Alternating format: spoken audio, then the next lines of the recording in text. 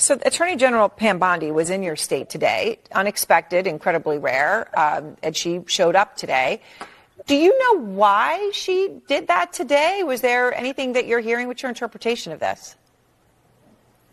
You know, I haven't heard specifically as to the reason why she's here, but it's pretty clear that this administration is sending people in to intimidate us, and we will not be intimidated, as the governor said.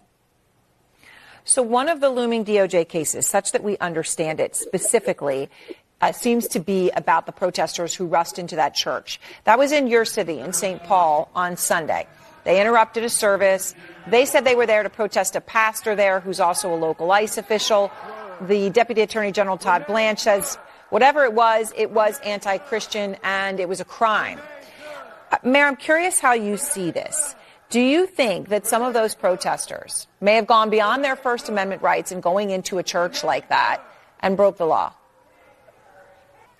I will say that ICE has led the way in their charge of going onto school properties and detaining people from places that should be just as well kept sacred. And so, we responded the exact same way we would have at any place of worship. That our PD came in, and because this is an ongoing investigation, I can't comment more than that. But I would say we would have handled this in any other way, in any other place of worship, the same way.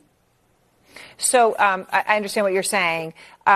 Just to be clear, though, at the beginning you were saying, well, they go into schools and sacred places. I mean, is this sort of a situation where if they're doing it, it's okay then if protesters are doing it, as you see it? I don't ever believe that it is okay for us to cross the line in which there are spaces in which people have certain rights and freedoms. But I will say that if this government wants us to obey rule of law, that they also need to follow that as well. And that they cannot expect residents who are feeling terrorized and sieged to be operating under any different circumstances or any different rules than they are operating in. So President Trump today was asked then about what ICE is doing in your state and other cities across the country. I guess to this point that you're making